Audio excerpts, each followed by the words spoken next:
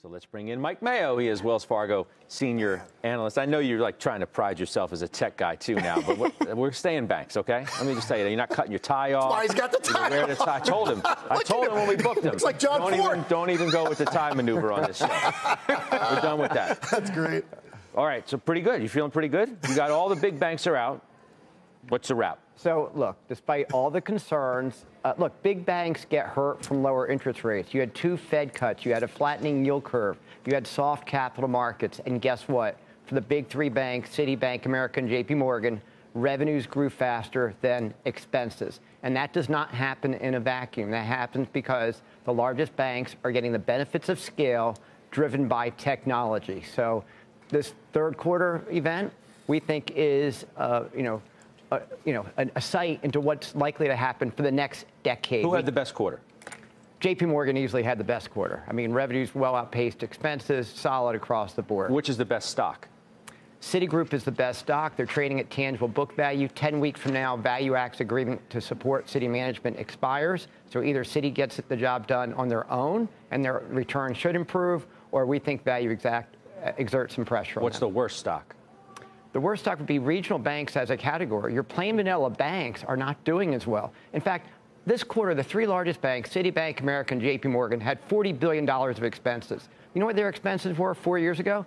$40 billion. That's what it averaged. It's the same. In the meantime, the rest of the industry's expenses have gone up 1/5 over the last 4 years. The industry's expenses up 1/5. Those 3 big banks, the expenses are flat. The largest banks are getting the benefits of scale. The smaller banks are not.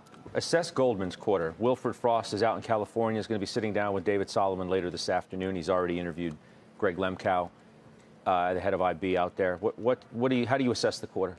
Goldman Sachs results this quarter were worst in class. It's not a close call. They had several markdowns. They underperformed in investment banking and trading. Whereas others were up in investment banking. Right. It wasn't a great quarter, but yeah, Goldman underperformed by, there was leaps and bounds. I mean, they were last. Why? Well, this is a transition year for Goldman Sachs. All right. So this is getting toward the tail end. They are pivoting. They're changing how they do business. They're having less partners at the top. They're going more toward consumer banking, more digitalization. They're doing more middle market investment banking. In other words, you're putting the new CEO's imprint on the firm, and that takes the first year, and you get a little bit of a free pass. But going into next year, we're going to need things to improve a little bit more. They also have 1MDB, new news out just today that Goldman's in discussions with Malaysia. That's not confirmed by Goldman. But if they are able to resolve the 1MDB issue, which we think they will over the next couple of months, that could, get rid of a headwind on the stock. You still say Goldman's an outperform?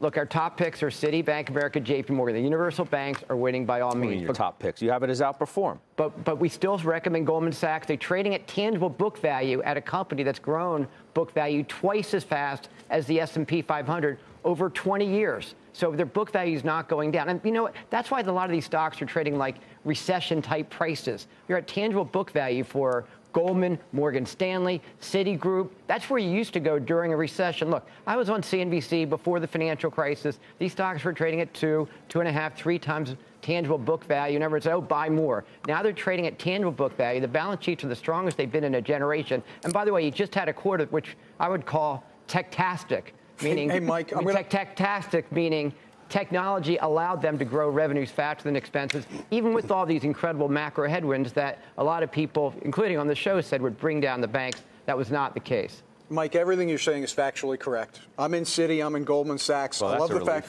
I love the fact that Citi bought back almost 11% of its stock year over year. But here's the thing. The stocks aren't going anywhere. So, when I look at that, I look at Citi in particular, and I say they've got execution problems, right? Their margins have not met expectations.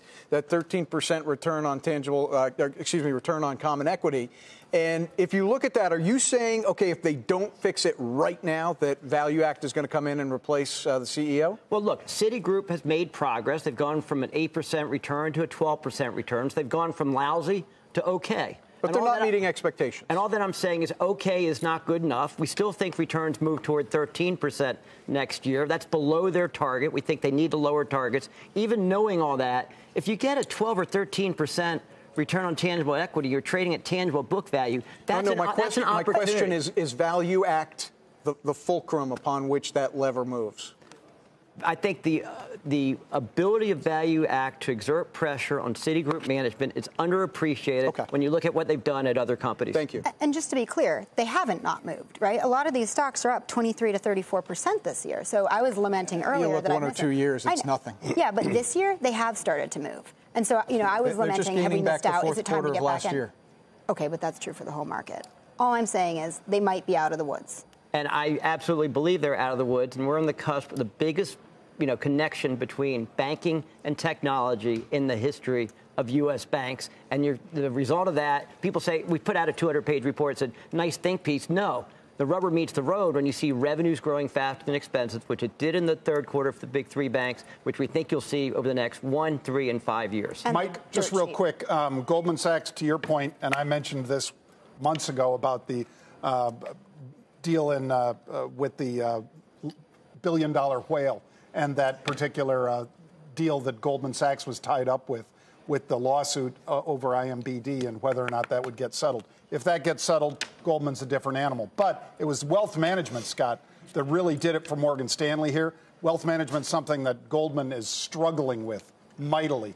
They should have made a move. I'm not saying on Morgan Stanley, but I'm saying Goldman should have been moving in this space harder and faster, because this is what's really hitting it for Morgan Stanley right now, and internationally in particular.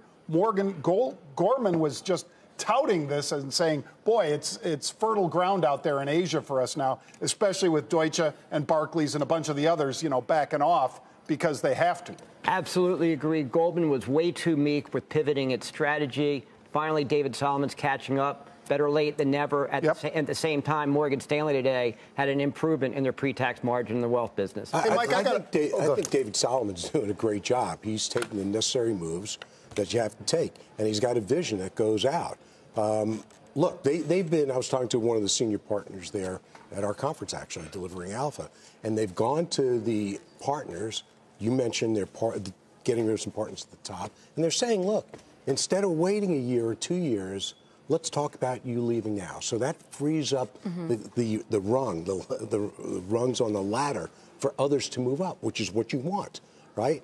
They've combined some businesses as well. So they're taking costs out, and they're trying to increase their synergies. They'll take a while to play out, but you can't count Goldman out. They always have had the deepest bench. Which is why he still has it as an outperformer. Mike, really quick, because Citi's one of the names you talk about all the time. So do they ever return that price to book that they had back in like 2007, where it's 1.6, 1.5, somewhere in that range? Or are they stuck where they are right now, which is, call it 1 times price to book? We think this Citigroup stock can double over 3 to 4 years. If they get the returns up to 13% and then to 14% over a period of time, you run the regressions, that gets you to 1.5 times tangible book. The math works, and all we're going back to is where these stocks used to trade historically.